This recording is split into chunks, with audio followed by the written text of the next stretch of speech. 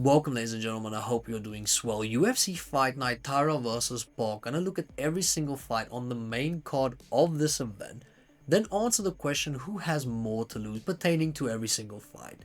Now if you've missed it, if you've missed the news, initially Tatsuro Taira was scheduled to fight Amir Almazi in the main event of, well, this event. Then Amir, being a company man, knowing damn well it wouldn't be a fulfilled UFC event if no one pulled out, took the ownership upon himself and decided, you know what, I'll pull out of my fight. But luckily for the fans, Hyun Sung Park decided he was going to step in. Speaking of stepping in, that's what I want to do to a bath holding a toaster, yet here we are. Tatsuro Taira versus Hyun Sung Park in the main event. Now, it feels like this has become a habit for a lot of UFC fighters recently, because it feels like every single week we're just waiting on the news, cancellation news of who pulled out of their fight. And we have experts at pulling out right now, so whenever you get stuck or your car gets stuck, feel free to contact some UFC fighters. Guarantee you they will help you get out of that situation. It feels like we have UFC fighters that should genuinely contemplate becoming adult film stars.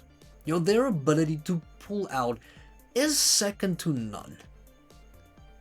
And I've also met people that I think should contemplate becoming an adult film just because they have a colony of kids. Now, if that's your thing, then you know, you do you. But it does feel like this problem won't go away anytime soon. Because now, this is just my opinion, I don't think a lot of fighters are pulling out because of illnesses or injuries. It is, we have a weight problem inside of the UFC. Now, I'm not being fat phobic, even though I am. I'm just saying that we have fighters that are genuinely massive, being and fighting in weight classes they have no business being in. Guys that should almost, you know, contemplate removing limbs to make a certain weight. And that is probably why we're in this predicament, because of guys that want to fight at certain weight classes, yet their body isn't necessarily designed, and frankly speaking no one is, to lose that amount of weight. So yeah, we'll probably see this for a long time before anything gets done. But here we are. So before I get into the video, just a friendly reminder, if you enjoy it, hit the like button, hit the subscribe button, and the notification bell. I would really appreciate it. It'd be awesome. You're awesome. Let's go.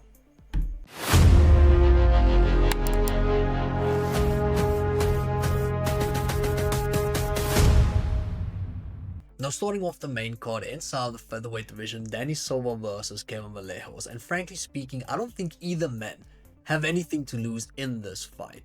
Now, I get it, right? It's the UFC, your record is important. You never know what's going to happen. You might end up losing. All of a sudden, you lose consecutively. And then all of a sudden, your job is in jeopardy. I understand, right? You might be regarded as one of the best lightweights of all time. In the blink of an eye, you're on an 8-fight losing streak, and you almost die in every single fight. Tony Ferguson, please sort that out. I get it.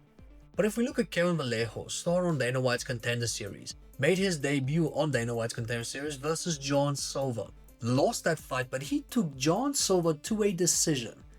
Every single fight John Silva's had within the UFC hasn't seen the judges. John has been dominant. So already, that is an insane performance from Kevin Vallejos. Now, I know it's a loss, but he made amends, because in his second fight on Dana White's Contender Series, ended up beating Cam T and then received a UFC contract. Made his debut against Song Ho Choi, ended up knocking out Song Ho Choi in the very first round.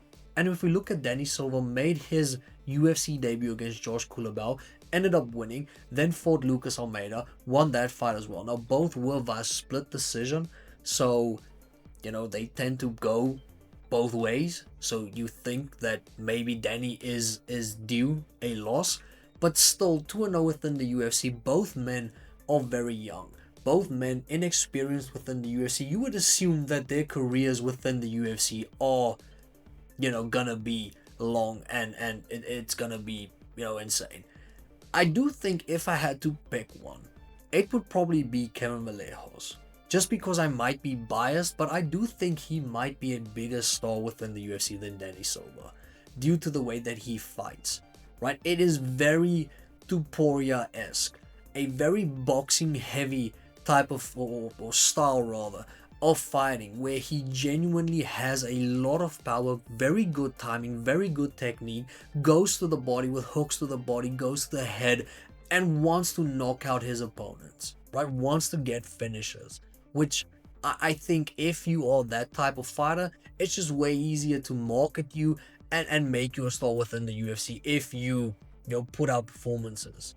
And that's why I think I'd say that more pressure will be on Kevin, just because I think he'll also be a betting favorite. Outside of the UFC, has had 16 fights, so even though he is young, he isn't inexperienced. He's just inexperienced within the UFC.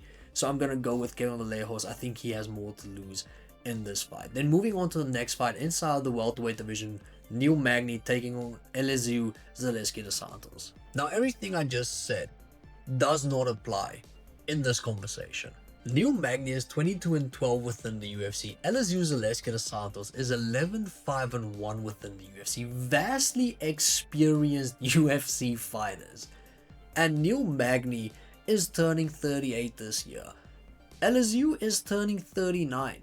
So we have fighters that are at the latter end of their UFC careers. And if we look at Neil in his last two performances, lost via KO. Now granted, it was against Carlos Prates and it was against Michael Morales. Ended up beating Mike Malone prior to that, but prior to that he lost to Ian Gary. So a tough run for Neil Magny. Losing those fights, 100% understandable. And if we look at Elizeu Zaleski dos Santos, his last fight, he lost to Jadine Njokuani via knockout. It was devastating. But Elizeu has had the better, I'd say the better career, right? Has a better win percentage. And Neil Magny is renowned for being somewhat of a gatekeeper, especially with regards to the welterweight rankings, where if you beat Neil Magny, we can take you seriously. And until you do so, we still just see you as hype. So, Mike Malone, I'm sorry, that's just, these are the rules. I didn't make them, we all just abide by them. But I do think Elizeu has more to lose. I think going into this fight, he'll probably be a betting favorite. I do think that, there might be money on Neil Magny in this fight. But, we've seen Neil lose a lot. We've seen Neil lose, viciously. We haven't really seen Elizeu lose viciously. In his last fight against Shadi, it was kind of a bummer seeing him lose in that fashion. But I just think that more pressure will be on Elizeu.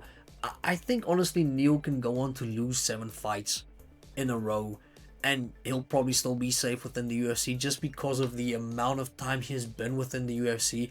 A lot of times a true company man, where the UFC had to make something happen, he stepped in on short notice, helped them out. Neil Magny is just a company guy. I think he's safe. I think his career is safe. Elizeu Zaleski dos Santos, I think his career is somewhat safe as well. But if he loses via devastating knockout, it becomes a problem. He hasn't fought the level of competition Neil has fought. I mean, Michael Morales, Carlos Prates, Ian Gary. We're talking about the best welterweights on planet Earth right now. And Elizeu lost to Shadi. So I think more pressure will be on Elizeu. I think he has to win this. He has more to lose. Moving on to the next fight. Inside of the women's division, Carol Rosa versus Nora Cornolle, women's bantamweight division. Now Carol Rosa is 7-4, Nora is 3-1 within the UFC. And immediately it feels like Nora has more to lose. Carol is 7-4. In her last 6 fights, she has lost 4 times, losing to the likes of Eileen Perez, Irene Aldana. Now it makes sense, those are really good fighters, but being 2-4 in your last 6, it's not the best record. If we look at Nora, won her last fight against Hailey Cowan. Now she lost to Cavalcante, but it was a split decision. She looks really promising, especially within the women's bantamweight division. She's really good. Got a rear naked choke victory against Hailey Cowan. Prior to that, her win was via, I think, a knee to the head as well. I do remember the knockout, just don't really remember her opponent. But I think Nora will have more to lose. I think she will be a big betting favorite as well. Most people expect her to win this fight against Carol Rosa. And I do think stylistically she will have the upper hand. She's a very, very big woman, respectfully, inside of the women's bantamweight division. So I do think Nora will have more to lose. I think because she's a betting favorite, I think her record is, well, I don't think it is better. 3-1 is way better than 7-4. She is a prospect within the UFC. She is French though, so the UFC, well, I don't know why I said though, the UFC enjoy their French fighters. If we look at Sorogan, Benoit Saint-Denis, it's easy for them to market French fighters. The UFC goes to France a lot, with Nora Cornolle also being a potential star coming out of France. I do think that she has more to lose in this fight. Then moving on to the next fight. Inside of the lightweight division, Elvis Brener versus Esteban Ribovics. Now both men are 3-2 within the UFC, and with that being said, I do think Elvis will have more to lose, not just simply because his name is Elvis, but he is coming off of 2 losses. In his last fight, lost to Joe Alvarez. Prior to that, lost to Mick the Big Urubai. And if we look at Esteban Ribovics, even though he lost his last fight against Nasrat Haqparast, he looked impressive, lost that fight via split decision. Was a close fight against Nasrat, had Nasrat in trouble, Nasrat had him in trouble. It was basically because of a lack of experience within the UFC for Esteban Ribovics. Prior to that, ended up beating Daniel Zellhuber in what was probably one of the best fights I have ever seen in my life. And prior to that, ended up beating Terrence McKinney. So he has big names, big wins within the UFC. And I do think Esteban's future within the UFC is safe, secure. He also is a very fun fighter to watch. He basically wants and is constantly looking for that finish, has beautiful striking, and just keeps you at the edge of your seat constantly. Now, even though I enjoy watching Elvis fight as well, I just don't feel like he is the same type of prospect that Esteban is within the UFC. Now, Elvis is younger, Esteban is older by a year, so it's not a big difference. But yeah, I just feel like Esteban has looked really impressive in his wins as well as his losses, while the same doesn't really apply for Elvis Brener. Losing to, Mick the Big Urubai and losing to Joe Alvarez is not the same as losing to Nasrat Haqparast. I think Haqparast is better than both of those. So yeah, I feel like more pressure will be on Elvis Brener going into this fight. I think Esteban will be a betting favorite. He does have things that he needs to sort out, but I think his future is secure within the UFC. If Elvis goes on to lose this, and he's on a 3-fight losing streak, potentially loses his next fight, a lot of trouble for Elvis. So yeah, I have to pick Elvis having more to lose in this fight. Then moving on to the next fight, co-main event, lightweight division, Matthias Rebecki versus Chris Duncan.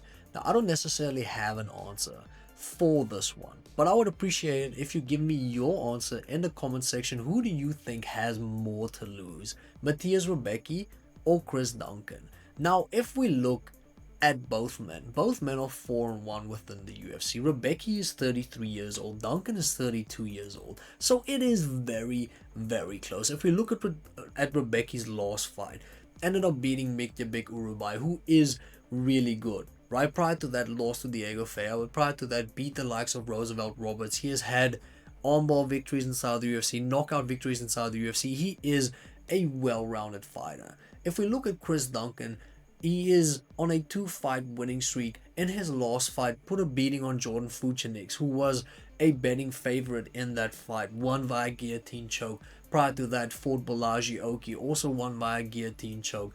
The only person Duncan has lost to thus far is Manuel Torres, who is really good within the UFC. So I just think that Chris Duncan has more potential, and that's why I'd say he has more to lose. right? I think within the UFC, within the lightweight division, his fighting style, I just do think that he can probably get, closer to the top than Rebecki. Now, I might be, horribly wrong, and Rebecki might end up knocking out Chris Duncan in 10 seconds, but I just feel like Chris Duncan has more to lose. I think with regards to potential, with regards to ceiling, I think he has a higher ceiling than Rebecki. I do think his overall style is really good, where he does have a lot of power inside the lightweight division, has good wrestling, has insane Brazilian Jiu-Jitsu. So yeah, that's my answer. I think Chris Duncan has more to lose going into this fight. But let me know in the comment section, who do you think has more to lose? Now, moving on to the main event.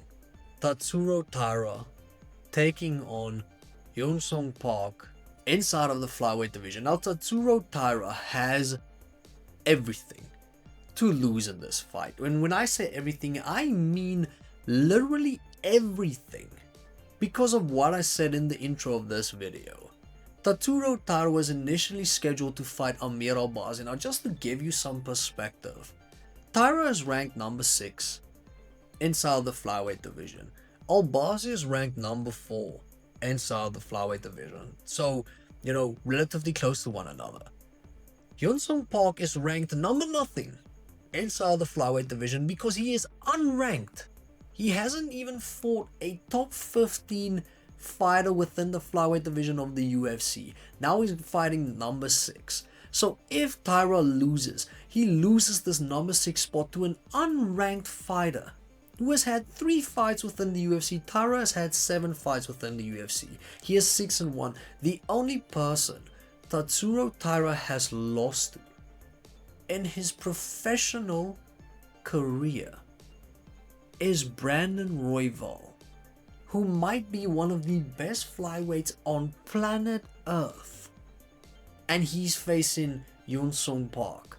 So, listen, Taira is playing with his money. He's heading into the casino and he's playing with his money.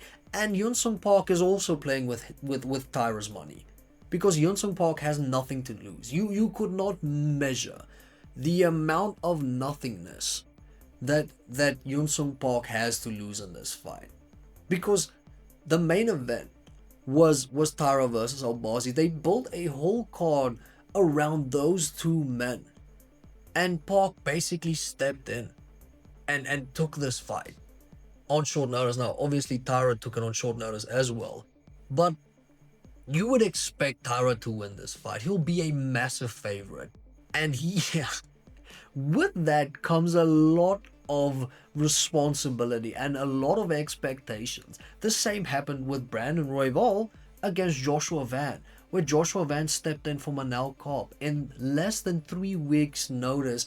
After he fought at UFC 316, he ended up fighting at UFC 317 3 weeks later, and Joshua Van ended up beating Brandon Royval. So yeah, I don't want to say it doesn't bode well for Taira, but I do think he'll be a big betting favorite. I do think that he should win this fight, with all due respect to Hyun Sung Park. So yeah, listen, Tatsuro Taira has he has everything to lose, literally everything. And that's it for the video. That's it for today. Let me know in the comment section, do you agree with all of my choices? Do you agree with fighters that I've picked that have more to lose? If not, I would really appreciate it if you let me know in the comment section. Have a beautiful day, and then I'll catch you in the next one.